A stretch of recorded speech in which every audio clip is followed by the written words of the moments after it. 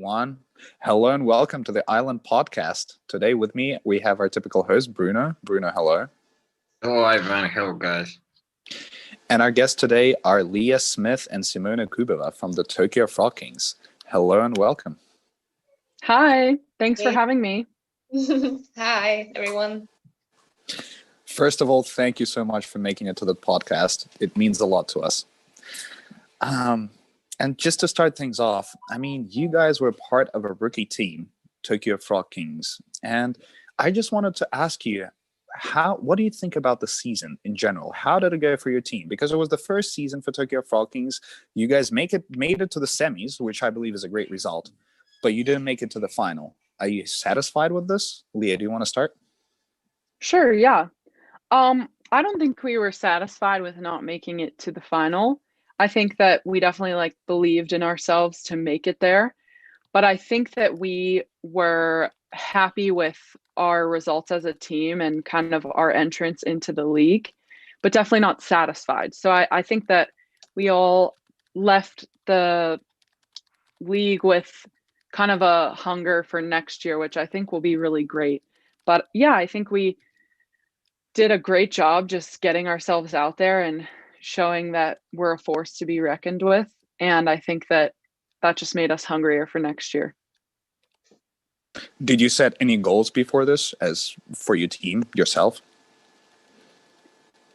I think, yeah, when I saw the rosters for our team, I was super excited and I believed that we could make the final. And I know that that was our goal from the start. So as a team, we made that a goal as well.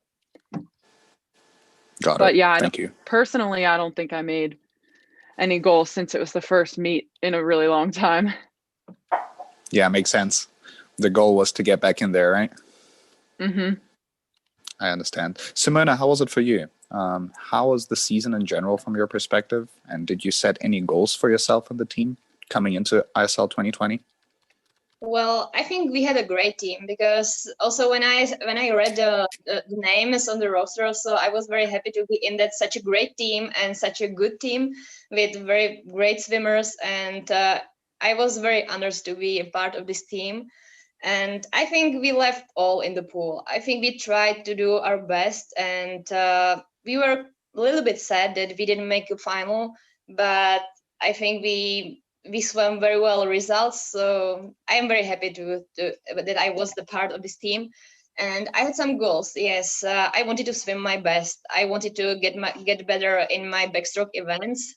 And yes, it happened. So I broke my national record. So I was very happy to do this. So yeah, I wanted to be I wanted to play a role in this team. So, and it happened.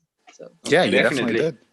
And talking about, the season overall, we know that the team was a rookie team. It was the first season of the Toykio Frog Kings.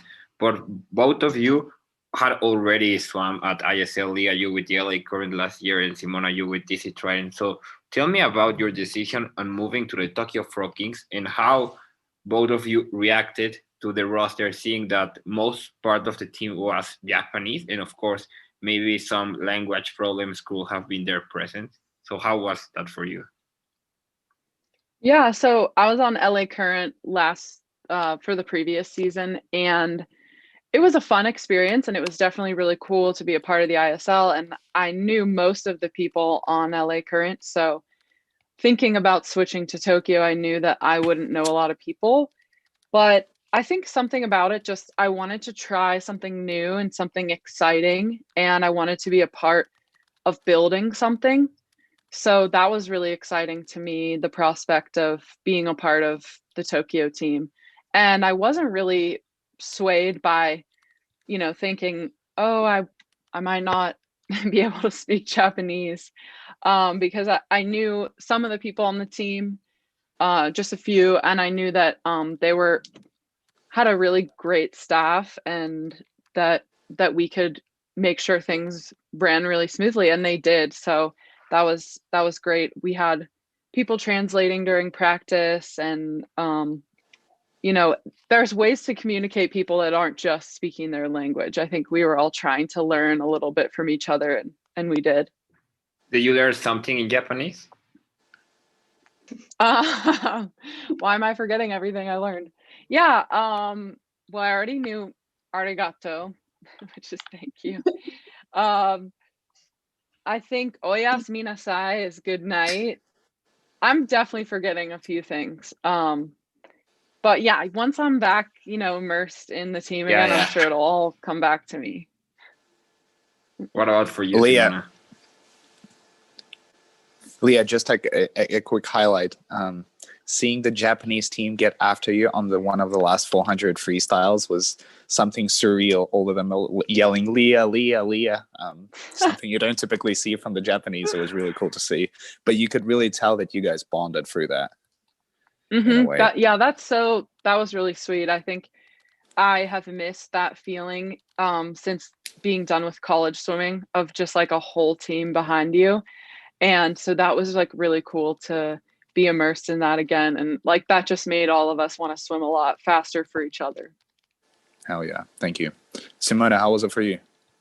It was a great experience because I come from Europe, and at the first season I was competing for the American team, DC Trident, and the second season for the Japanese team. So this is quite a different teams. So I was very happy to be the part of the first season because I wanted to know the American swimmers and everything. And on the other side, the Japanese were so hardworking. They were so kind people. I was so excited how they are working, how they are talking.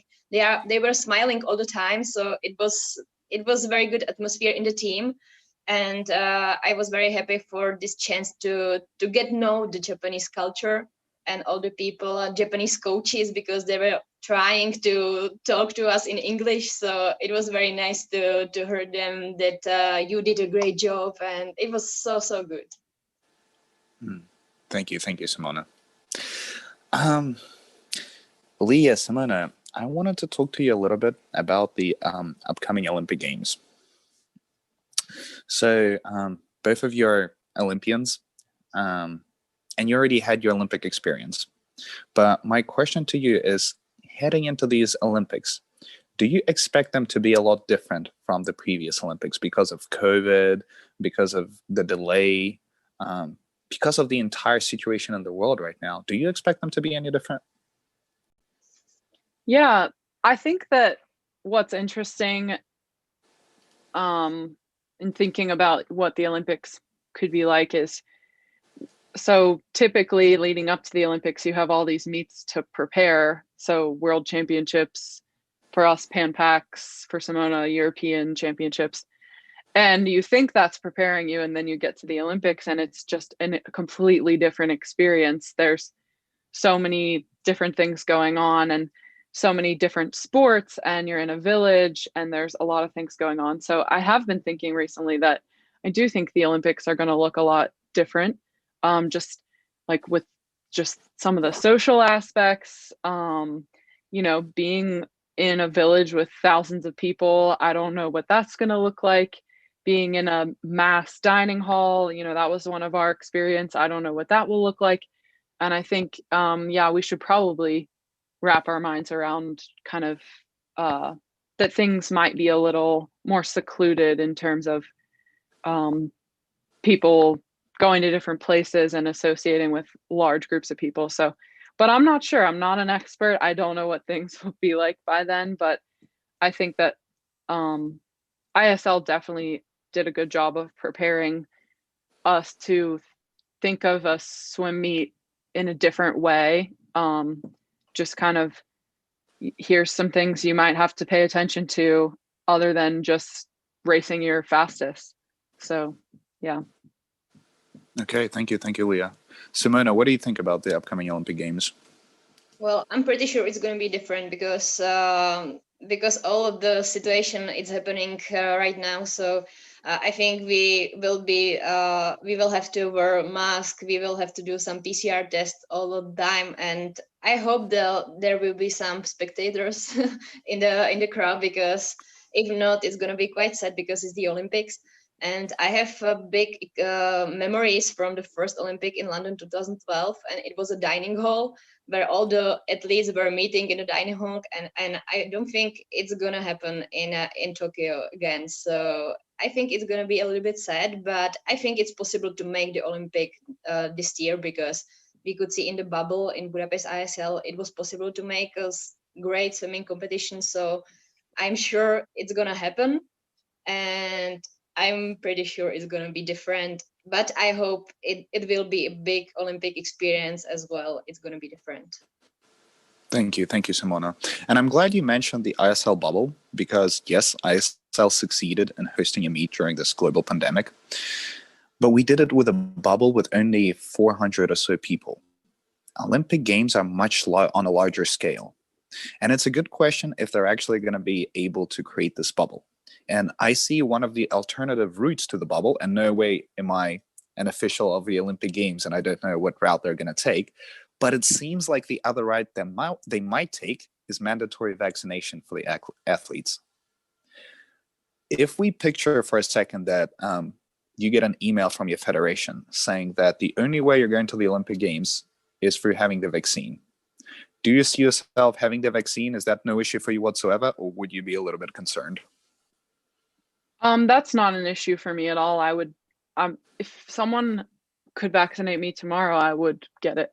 But I think that you might run into some problems there with accessibility. I think like working backwards from the games in July, to get everyone from every country vaccinated before the games would start would be a pretty difficult task. I just here in the US, I think they're rolling out vaccines and they're still in phase 1, which is essential workers and healthcare workers. So I think that it'll definitely be a challenge, but I'm hopeful that everybody can work together and try to get things moving. Thank you, Leah. But I believe athletes should be quite a priority when it comes to vaccination because you guys set an example for everyone. If people have a look at you guys, see you get vaccinated, perform in the Olympic Games, break some world records potentially, everyone's going to say, oh, maybe all this fuss about the vaccine being not ready, not there yet is not really, doesn't have much value to it, doesn't have much truth to it. And you could be a great example for the kids and for the deniers, let's put it this way. Mm-hmm. But Simona, what about you? Would you take the vaccine if this was the cost of the Olympic Games, or are you still kind of on the fence with it? Well, I think I'm going to be vaccinated in a few days because yay! That's great.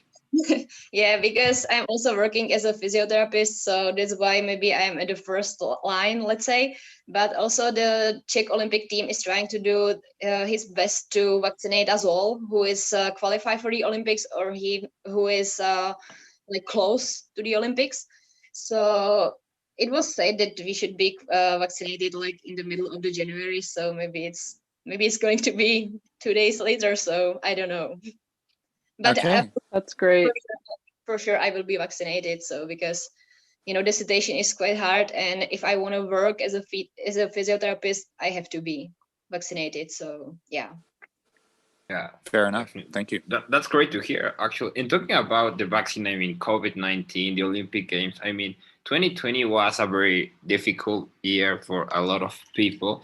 And let's put this into the preparation aspect. So everybody was hoping that the 2020 Olympic Games were going to happen. They didn't happen. A lot of swimmers did not have access to pool space, maybe gym.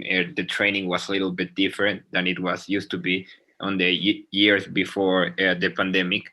And a lot of people involved in the swimming community thought that maybe the times were not going to be very fast, and we saw that on the ISL 2020 that was not even the case. Everybody was swimming very fast. Simona mentioned that she was breaking national records. Leah Smith, you had an amazing season in your 400 freestyle. Every time you swim it, dropping it. So what do you think the 2021 Olympic Games are going to happen?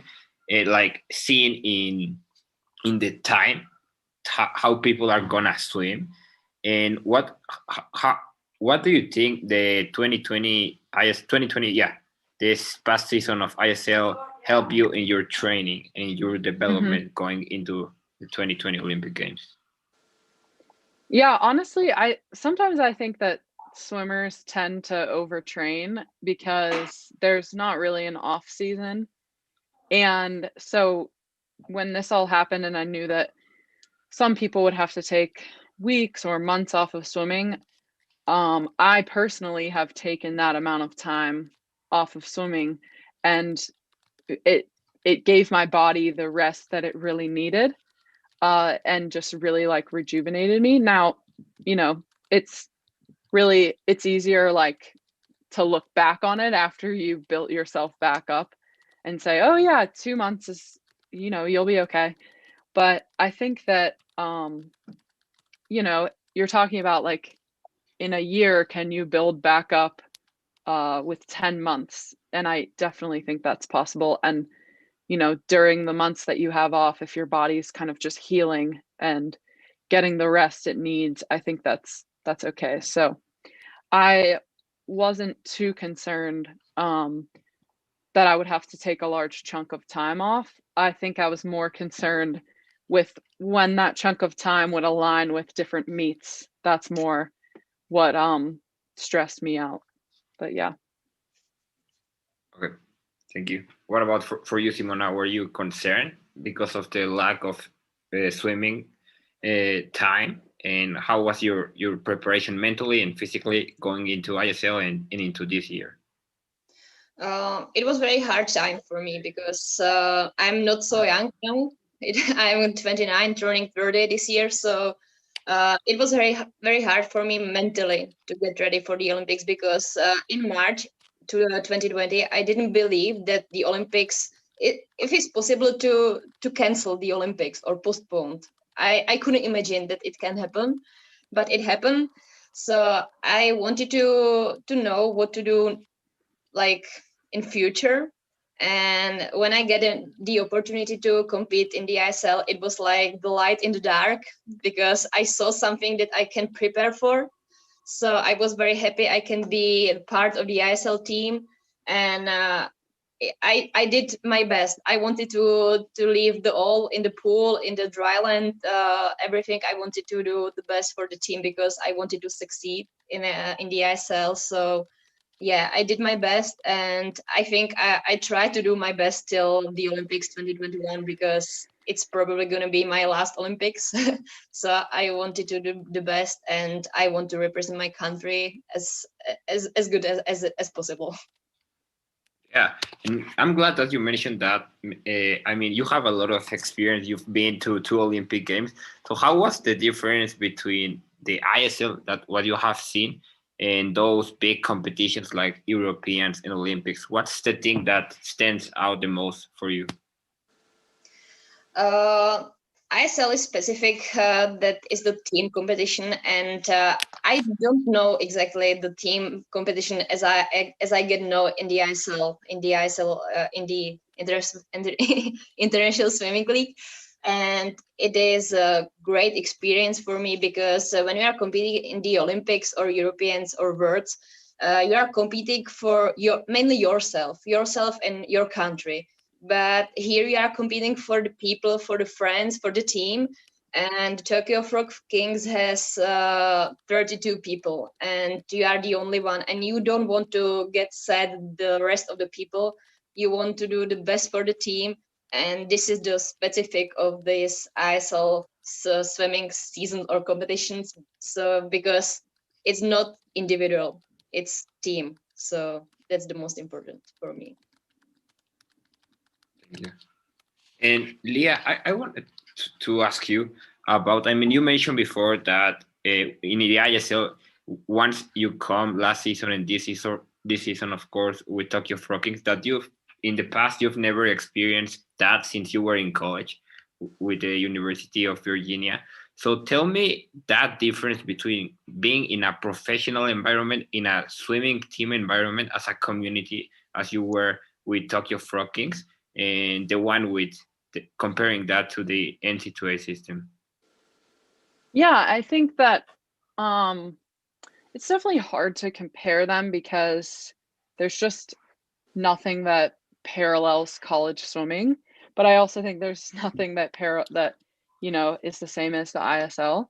But I was like kind of reminded of how amazing it feels when you're like scoring points for a team and you're just in that super competitive environment where individual glory is like really not the main focus.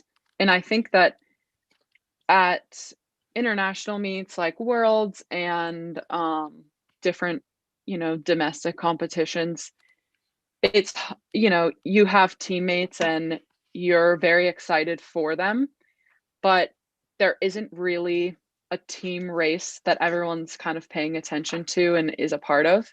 It's more just like, putting on your best for your country. And I think that when you introduce teams and kind of you have the environment where we're training together, it just adds a different dynamic. So that's kind of what reminded me of college swimming, was that I got to train with these people every day, and then we got to compete on the in the matches, and you just get to be really invested in what other people are doing and kind of where you fit in. You just want to, perform for your team. So I think that's just like I feel like there's an extra level that I can unlock when I'm swimming for something or someone that's not just me. Definitely. Thank you. And Thank you you, Leah. mentioned scoring points. I mean, a lot of the times that you swam that 400 freestyle, I mean, you were ahead of the field by far away.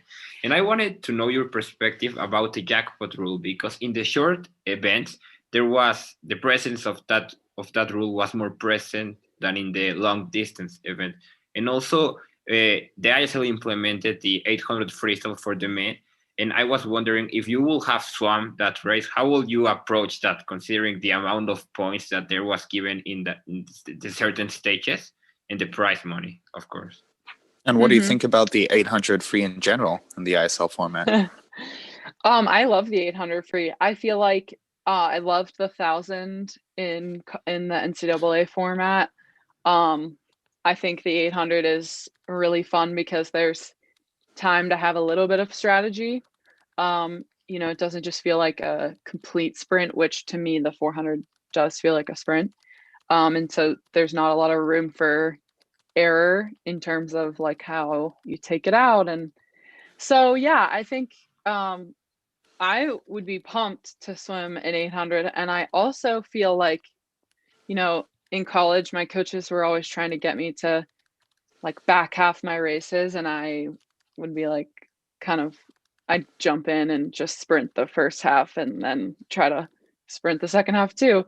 So I feel like it's exciting that they're testing out new things with the 800 and different, you might see different strategies, because I'd love to just dive in and sprint and see if I can hold on. That sounds kind of fun to me because I do that every day in practice. So I You think enjoy the Leonardo Santos approach, do you? I think also like the jackpotting was hard in the 400 because I think it was like 10 seconds that you had to do it. But every time I dove in, I was honestly just trying to swim the fastest possible time that I could swim and score points. I think the jackpotting was pretty difficult in the longer races. Fair enough. It's interesting to hear because a lot of people thought it was easier in the long distance races and harder in the sprint events. I believe it depends who you speak to, but I'm not, maybe a sprinter would think it was hard, and so maybe we just think it's our own task is harder. Possibly, but also it seems like 10 seconds on a 400 freestyle is quite the margin. Yeah, well, and when you it is pretty big. Thank you, Leah. And Simona, a question to you. You mentioned that the 2021 Olympic Games might be the last for you. Do you mind opening up on why? If that's too personal of a question, just let me know and we'll back off. At first, I wanted to say that it's funny to hear that 400 free is a sprint. So I know it was interesting to Yeah. hear for me as well. That's funny. very funny because even 100 is a sprint for me. So yeah, it's funny. 2021, yeah, because I'm turning 30, so I'm not so young. So that's why I think I'm not able to swim next 3 years because I'm turning 34, and it's quite a lot for swimming, I think. And actually, I got married 2 years ago, so maybe I want to start to have a family next year, or how it's gonna be possible. So yeah, and for me, it's very hard to keep concentrate on the Olympics because it's it's a very stress for me. It's a very stressful competition to be part of the Olympics because it's only every 4 year, and you wanna do the best. You wanna swim as the best results you can swim. So it's very hard to keep focus on the Olympics for me. So I can't imagine to swim next 3 years for the next one. So, and I think to be a part of 3 Olympic Games as a Czech team member, it's a great swimming history, great swimming career. So I think it can be enough. Sure. But hey, Nicolas Santos is pulling off PBs after 40. Yeah, I know, but he's a boy, he's a man, so it's quite easier for men to swim in the higher age. So yeah. Yeah, Okay, and fair that's enough. a great point, the one you made, the one you made there, because one of your best times were when you were very, very young, 8, 7 years ago, and just a few months ago, you are going to turn 30, as you mentioned, and you broke your national records. So tell me what you were doing during your training, because I mean, not everybody is able to do their PVs at 30, 29 years old. Well, I'm a difficult personality because I want to be the best and perfect in every section of my life. Like it's school, it's swimming, it's work, it's everything. And always when I was swimming, I was training, I wanted to do the best in the training. I wanted to get better every race I swim. And I had the great seasons in 2012, 2013. I swam my best times. I won the European Championship. And in 2014, it got worse because I wanted more. And maybe I wanted more a lot. So it was quite hard to get back. And just after the Olympics in Rio, where I swam very, very bad, I keep focused on the next Olympics, next races, my PBs, and I did everything for it to get better. And I am very happy it happened. So yeah. Thank you, Simona. And if maybe not the next Olympic Games, maybe you just stick to the ISL. Maybe maybe because I think the ISL was the best competition for me.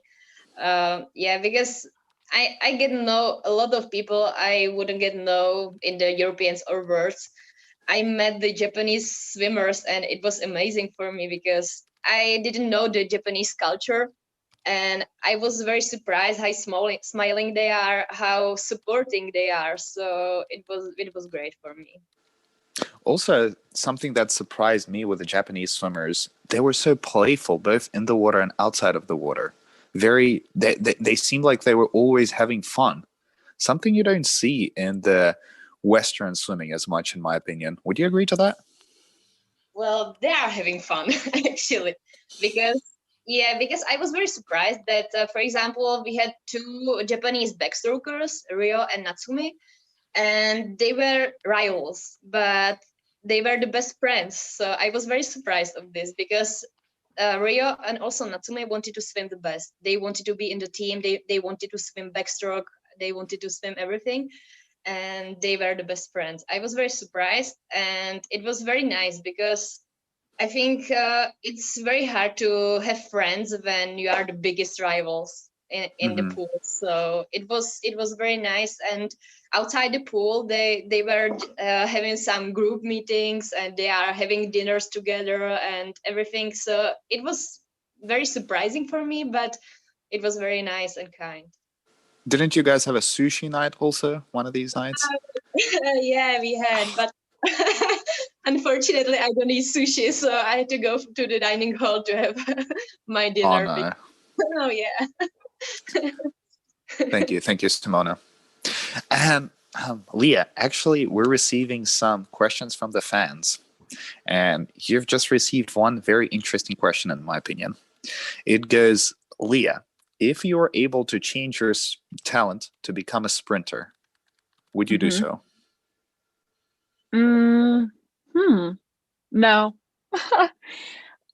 Sprinting honestly sounds really stressful. I feel like you mess like one little thing up and it's like, oh, that was a second and that cost you a lot. I don't know. I mean, I guess I'm not saying that I feel like there's room for error on other races, but I feel like sprinting is just everybody's so close together. It sounds really cutthroat. And I feel like with distance training, it's like there's just more room to make a lot of gains. And I mean, so yeah, I guess what I'm saying is like, I don't think that I would change anything about myself as a swimmer, like, because I feel like that would mean that I have regrets or that I'm not happy with how the past years of my swimming have gone, and I am. So yeah, I don't think I would change anything. I mean, do I think it would be nice to add more sprinting capability? Definitely. So if there's that option, I would add that. But no, I don't think I would just transition. Okay, fair enough. Thank you. And also another question to you, Leah. You come from a very sporty family.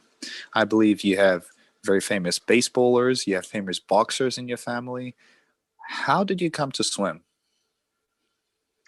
So my the side of my family that has a lot of athletes and is super competitive and athletic is my dad's side.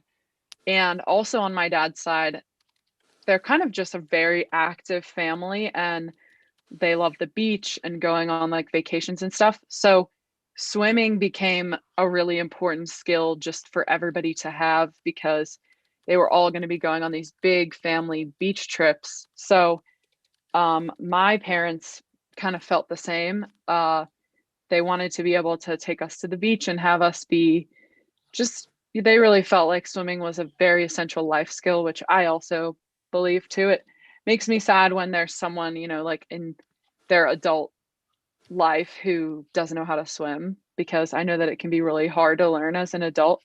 So yeah, we got involved in swimming just, for kind of just to learn and make sure we had those skills. But then I think my parents really liked that we all were kind of drawn to it. And my dad swam competitively until he was about 13 or 14. So I think they liked that they could drop off all 4 kids at a spot where they would just be in the pool for 2 hours, and it was easy and they knew we were getting a good workout, and yeah. They don't have to worry about you. You're occupied. It's perfect activity, Exactly. sure. And I think we were all just like so full of energy, and swimming's like a great activity for like a hyperactive child because you just have to keep swimming back and forth. So And then you're totally depleted of energy yeah, after, and then especially you're if really you're a distant tired. swimmer. Exactly. You're really Did you tired have and to? hungry and you go to bed. Exactly. Did you have to give up any sports for swimming? No, not really. I guess my brothers did because they had interest in them. So my brothers did baseball and football, and one of them had to give them up, and the other one chose baseball. But I didn't feel that I was good at the ones that I tried, which was ballet and softball. I just wasn't good at them, didn't have a lot of confidence in them. I didn't really apply myself in them. I kind of went to make friends. So when I got older and I started traveling for swimming, my parents had said that I needed to pick one, and it was sort of a no-brainer that it was going to be swimming. And Thank talking you. about Thank you, your Leah. beginnings, Leah, when did you find out you wanted to swim in college and become a professional swimmer? When was that moment? I think probably when I was 14 or 15, I started dropping a lot of time and kind of had realized that some of my times would rank really well in college swimming. And that's sort of what got me really excited at the prospect of college swimming and being a part of a team like that. And like, I was like, I can score at NCAAs and like really make an impact with a team. So that was kind of the age that I started thinking about that. And then when I was maybe 16 or 17, I went to my first meet representing the US on a junior national team. And I like won some medals there. It was the Junior Pan Pacs in 2012.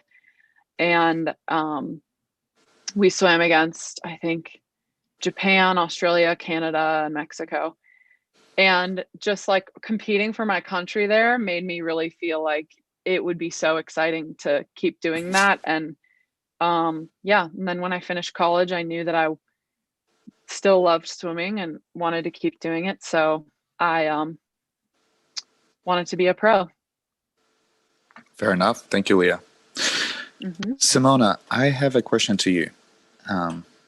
In the swimming community, there exists somewhat of a myth, and it states that in order to be a very good swimmer, you somewhat have to give up your social relationships and your relationships with romantic relationships. But let's put it this way. Yeah, you got married 2 years ago, and you're setting your PBs now. Can you please open up a little bit about how hard is it to maintain a serious relationship when you're a professional swimmer, and how did you manage to manage it? Well, I'm not so social person. I'm not so talkative, so it wasn't that hard for me to keep focus on swimming. But I met my husband right now 5 years ago because we studied the same university and we are coming from the same home city. So we just met each other. We had we told it like a work date because we wanted to get to know each other. And because he's also a physiotherapist and he is traveling with the teams as a physiotherapist, mainly winter sports, it was quite hard to make our schedule to see each other. So we just trying to do the best for us to see each other as much as possible. And yes, we fell in love, and he proposed me like maybe 1.5 year just after we met, I think. And since that time I got better in swimming. So I don't know, maybe I just keep focus on the other life, because when I'm mostly concentrated on swimming, my swimming performances aren't so good. So maybe that was the reason I got better, because I thought about the home, the shopping, what to shop, to eat at home. So yeah, maybe that was the reason that I got better. Thank you, Simona. And I believe this is an excellent point you're making, because I had this very similar issue when I swam. I would focus on swimming too much and it will take too much of my life. And then it felt like if I don't win at this competition, all this effort, all my life leading up to it was a waste. And once you end up putting something into it, mixing it up a little bit, it's a lot less stressful when it comes to the actual meet, in my experience. Yeah, it's same for me, because when I did the state exams at the university, it was my best years in swimming. So yeah, because I keep focused on school because I wanted to finish my degree. So yeah, I got better in swimming also. So, and when I finished the master degrees, it was in 2015. I didn't have a school, so I started to study PhD. So I finished this year in March. So maybe I had two things to think about: the PhD studies and the marriage. So maybe that's why I'm swimming my best times. There you go. Yeah, maybe you should add some more worries in your life, and all of a sudden. Thank you, Simona. And a question to both of you. Looking into the next season of ISL, what do you feel like the Toykio Frog Kings must do differently, must change in their approach to be more successful next season? Is it just recruiting, or is it something else?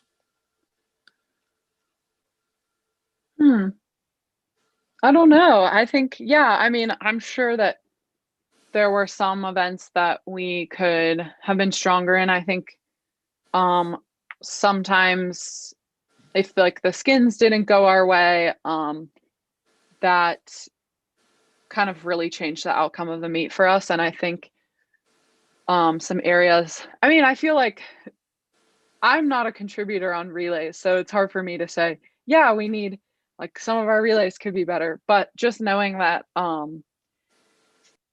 that's where a lot of the points are, for me that is definitely an area that we could be better in, just because I know some of the teams that would win or were in contention to win the whole thing, like the Condors and Energy, they could get like 1-2 in a relay. And I think that in order for us to really continue to keep rising and be a threat, we need that relay power. But other than that, I think, yeah, I mean, just experience is also what we needed, which we got. So I think you'll definitely see us be stronger next season. Thank you. Simona, would you agree? Well, yeah, I think we had this amazing distance swimmers because they won all the events like for IM to IM for free. And sometimes with the jackpot points, but we didn't win the jackpot points in the sprints and the relays and the skins. So I think we should have stronger sprint events like 50s and 100s, and maybe it can get better our team and make it into the final. I think so. Yeah, I think mainly to win the jackpot points in the sprints because, for example, with Nicolas Santos almost swam the world record, he won more than 30 points. And we finished second, third, but still it's only 13. So yeah, we need to win and get stronger in sprints. Got it. Thank you. And Simona, another question to you. When I look at the Japanese team, something that stands out to me is technique. The technique is just absolutely superb, and especially when it comes to backstroke.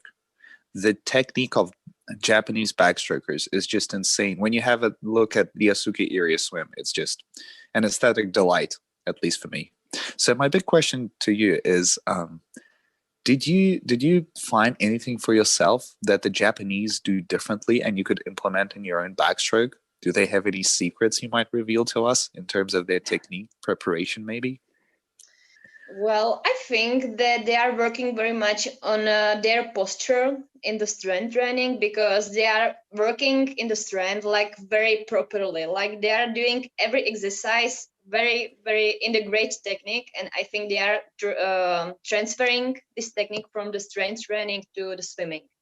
I was also very surprised, for example, when I saw the 400 IM of Yu Ohashi and she swam the backstroke and she swam quite fast times, but it looks like she's swimming down or just it was very easy swimming. So exactly, and no splash at all. It's insane to see.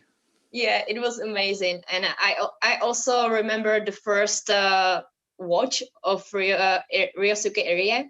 It was in 2009 World Championship, and I saw him to swim the 200 back, and I said who? It's backstroke. His first world record, right? Yeah, yes, and it looked so easy. So I think they had very good posture, and they are working very hard on their posture in their strength training. I think so. Maybe that, yeah, that's the reason they are swimming so beautiful technique. Thank you, Simona. And Leah, a question to you, sort of of a similar matter. The Japanese swimmers also seem to almost never fade. They're always strong on the second half. Is there anything specific they do in training in order to achieve that? Something you can outline for us? Yeah, I think one thing that I noticed differently about their workouts is like, and I don't know if what this would translate into, but I think that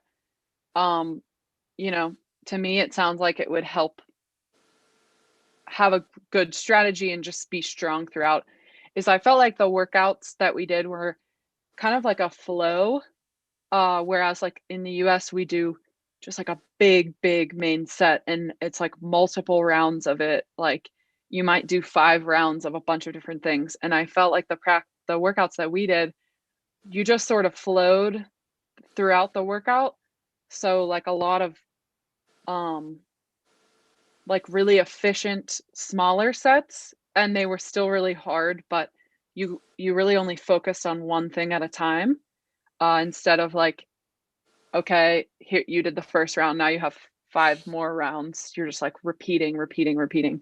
So I think that was something different that I noticed, and I feel like that helped me in the workout just feel like, okay, this is all I'm focusing on right now. I need to do this really well, and I will worry about the next part when it comes. So I feel like that can help your race strategy, so you're not just like putting too much on your plate at once. And so yeah. That's really interesting, Leah. Would they reveal the entire practice to you before the beginning of practice, or would you receive it as the practice goes? No, we would see it before, but I guess it just was like a different format than I was used to. Mm-hmm. And it was so many different little sets that I didn't even really look ahead too often, because I wasn't trying to memorize like all the little sets we were doing. So I just felt like that helped me take things one step at a time. All right. Definitely. Thank you, Leah. And talking about the racing that you did in Budapest, I mean, both of you had an amazing meet. Did you have any plans to keep competing before the 2021 Olympic Games? Maybe for you, Simona, in Europe, there are not a lot of meets, but if there are you planning to compete? And for you, Leah, I know that there are going to be Pro Swim Series this week and in a couple of months. So what are your plans looking ahead? I was going to go to the Pro Series this week, because there were 3 sites, and there was one site that I could drive to that was 6 hours away. But because the hospitals there were at capacity, the meet was canceled, which I totally understand. But then I was invited to another site that I would have to fly to. And if I fly here, I would have to quarantine for a week. And I felt that it wasn't really worth it to take a week off of training and miss another week of training for the meet itself. I felt like taking 2 weeks out of my training environment here would sort of disrupt things. So I am planning, maybe as things get better, to play it by ear and see if I can go to a competition maybe in March. But we'll see. Okay. And your trials maybe schedule is still the same that it was in 2016, or are you planning to maybe try some new events? I may try some new events. I now have the cut for the 2 IM, the 4 IM, and the 1500, which I didn't have the IM cuts in 2016, and the 1500 wasn't an event. So, but adding 3 events to my already 4 would be a lot of things to swim in an 8-day meet. So I will just have to figure out where that all goes. Okay. And what I want to do. Perfect. Thank you. What about for you, Simona? Are you planning to compete in these few months before the Olympics, or how is the situation there? It's very hard to say now, because it's a lockdown in the Czech Republic, so all the pools are closed in the Czech Republic. So it's quite complicated to think in the future. But we can have Europeans in May in Budapest again. So that's what I want to compete in.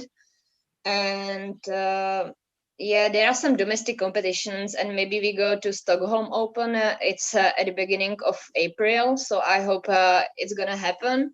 But I don't plan anything else. It's also hard to plan some training camps, because no one knows what's going to come next day or next week. So just keeping focus on training now and thinking about the Stockholm Open, Europeans, and the Olympics. Yeah, thank you, Simona. And Leah, Simona, we know that you're busy athletes, and we don't want to keep you too long on this Tuesday evening. Leah, for you, it's probably day. But before we let you go, we have a little blitz prepared for you. Could we go from Leah to Simona? It will be 5 quick questions. You don't have to get into too much detail. Just a quick response will be okay. All right? Okay. All right, here we go. What age did you start swimming? 6. 6. What is your favorite event to swim? 400 free. 100 fly. 100 fly. That's an interesting response. Okay. Who was your childhood hero? Katie Hoff or Natalie Coughlin. It was a Czech swimmer, Ilona Hlavačková. She was a backstroker, so yeah, her. All right. Thank you. Your favorite team logo and team uniform?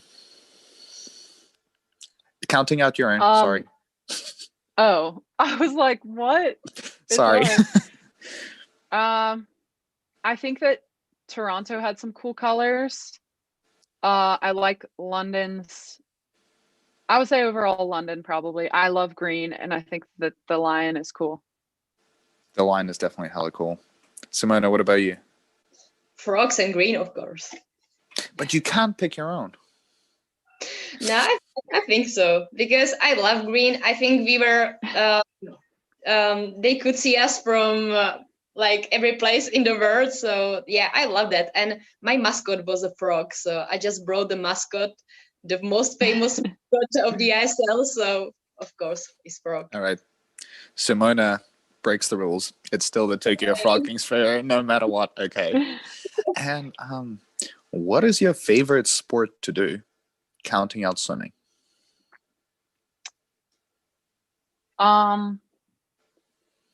Honestly, I haven't had time to do any other sports. I feel like I've been waiting for a long time to get into skiing because I think it would be so fun, but I don't want to break my leg or neck or, and then have to take several months off of swimming. So maybe it'll be skiing one day, but for now, maybe like basketball.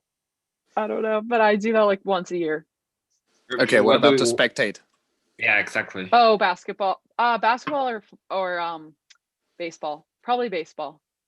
Okay, thank you. Simona, what about you? I love to play volleyball, and I love to ski. Yeah. Skiing. Do you ski or snowboard? Snowboard. I prefer snowboard. Hell yeah. And favorite sport to spectate outside of swimming? Or do you spectate sports in general?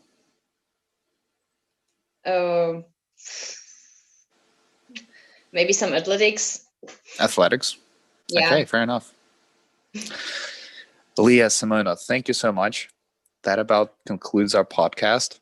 But just before I let you go, any final words to the fans of Toykio Frog Kings? Maybe even a couple of Japanese words.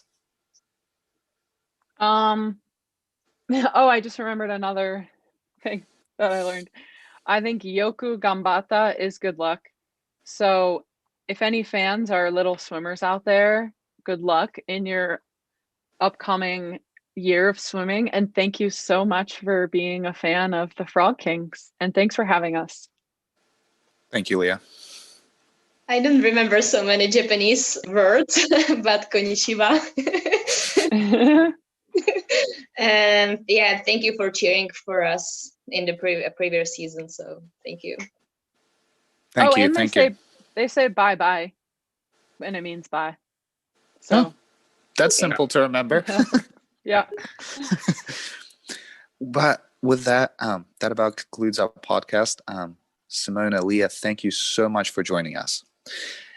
And for all the spectators watching, we will have another podcast happening this Friday, and our match analysis happens as usual on Sunday. Please join us. And with that, goodbye, and thank you for watching. Bruno, goodbye. Goodbye, everyone. Thank you very much, guys. It was a pleasure. Bye. Bye-bye. Thank you. Thank you.